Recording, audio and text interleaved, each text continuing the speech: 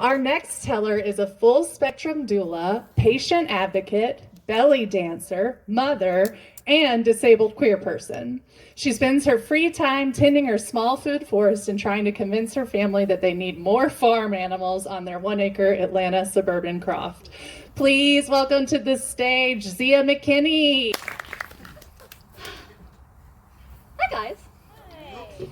So I would like to thank Kelly, Emma, and Story Collider for working with me to be able to deliver my story for accommodations for my cognitive disabilities. In other words, I'm reading this fucker. And I cuss too. You're getting all the cussing in the first section, sorry. They told me it was okay. As a kid, I was awkward and clumsy. My mom said I started falling as soon as I started walking. And it's not that I wasn't super active. I walked and I biked and I swam and I roller skated constantly. But because of this ambient pain that inhabited my joints, I was always falling and my knees still bear those scars. My awkwardness extended into my social skills. I was that kid that would overshare body facts to my friends. I learned these when my mom worked at the Women's Health Center. Not really getting that in conservative Texas, kids aren't supposed to know facts like that, much less share them. Unfortunately, even though my interest in biology continued through school, because of my lack of math skills, I was steered away from the sciences. Joke's on them, this thing in all of our pockets is more powerful than the computers that my NASA dad used. Anyway, I did things like study theater and history in college and used my abundance of reproductive systems knowledge in reproductive justice campaigns on campus. All the meanwhile, living in my body wasn't getting any less awkward. It was getting worse, and I was really tired of it not doing what I asked of it. More falling, more pain, and even spending some time in a wheelchair during college. My cognitive function would even go on the fritz at random times during university and making my grades jump all over the place. No doctor ever had an answer for me about my intense knee pain. I had various responses like, well, we don't see anything wrong, but we could give you a knee replacement surgery. Another doctor just told me, you're a professional dancer. Of course your feet and legs hurt. Ignoring the fact that I had been in pain my whole life, and I'd only started belly dancing in my 20s because it was the only exercise form that didn't hurt or injure me. Each time I sought help, I was told that there was nothing wrong with me. So I gave up seeking answers and I thought, well, I guess I'm just not put together very well. I decided that I had to support myself because the doctors weren't there for me.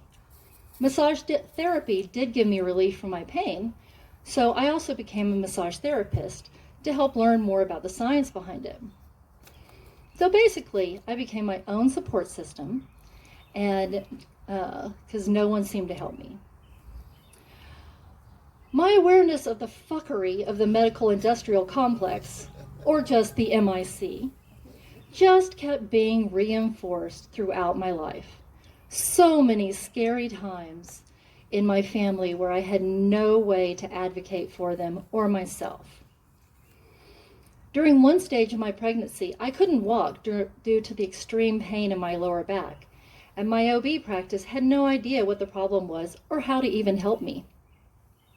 I just kept searching for answers outside the MIC, and it turned out it was as simple as a friend sending me a hip belt to support my SI joint, which is that area between your pelvis and your sacrum on your lower back.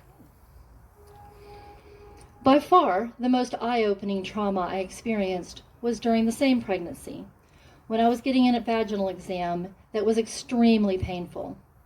I screamed for the certified nurse midwife to remove their hand, and their response was to not remove their hand and to tell me, toughen up, it only gets worse from here. Yeah. One day, a friend gave me a call asking me to read up on her son's rare disease diagnosis. During the reading, I clicked on a link of something called Ehlers-Danlos syndrome, and I felt my entire world shift into focus.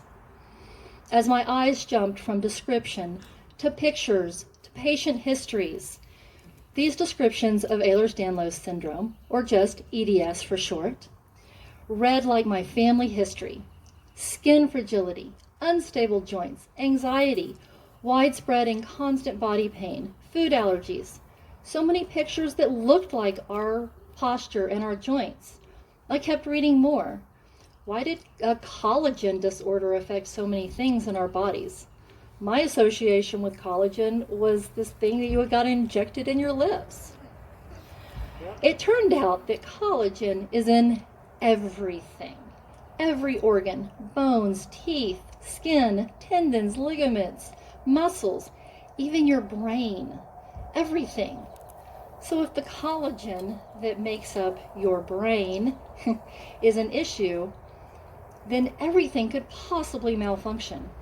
To put it concisely, if you can't connect the issues, look for connective tissues. My first foray into the medical world with info about my EDS was disheartening.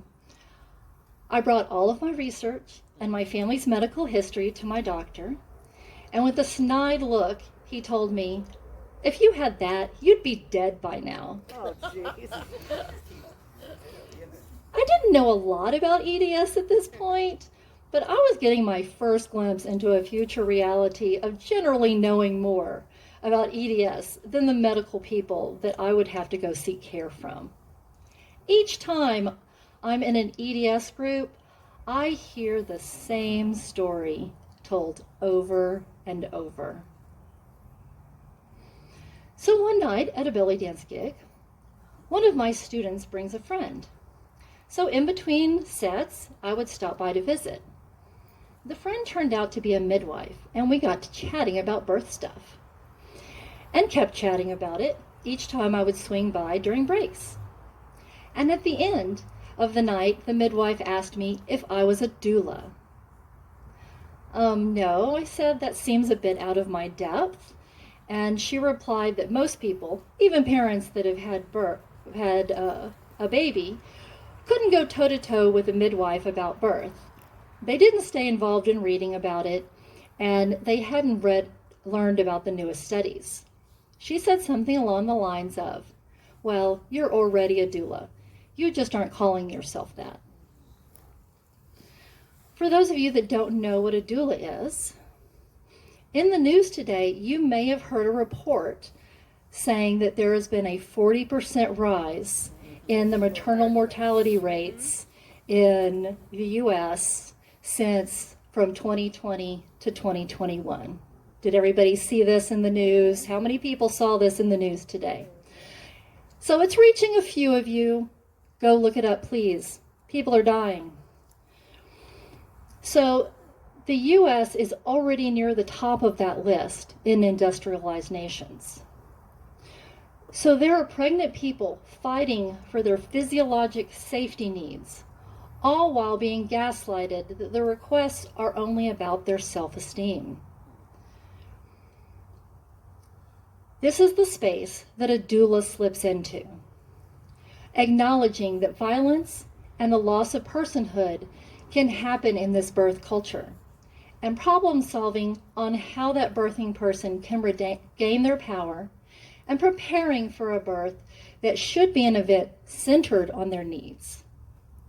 Being a doula is a bundle of mixed feelings because you are called on to be powerful and calm, strong and soft, informed and intuitive. A few years later, the pandemic descends on the world, and my doula life gets disrupted. All of our lives got disrupted, right?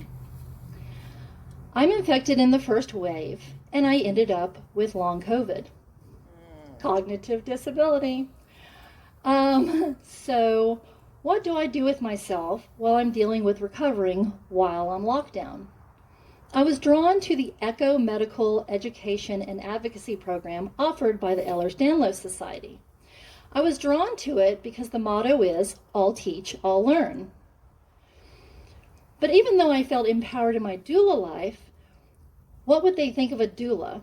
Someone seen as being outside the MIC, could offer. Despite my trepidation, I applied and I was immediately accepted in. I've now participated in the program for almost 3 years, and I've been accepted into each and every program: nurses, allied health professions, clinicians, pediatricians, and even genetics. All of them. Never a question that a doula's support or knowledge was less than anyone else's. It felt so good to be studying in a scientific and medical organization that prioritized support and equal access to information. Then one day, I saw a friend post that they had received a scholarship to a birth and disability class. It was a class that combined my 2 lives. I was astonished to learn that there were other people that combined these 2 worlds. Then I saw the name of the organization sponsoring the class: Birthing Advocacy Doula Training. I was so excited to find others that combined birth plus advocacy with disability support. So here I am off on a new journey to further find a place for that person that I have always been, someone that has a place in science and medicine that speaks truth to power. Thank you.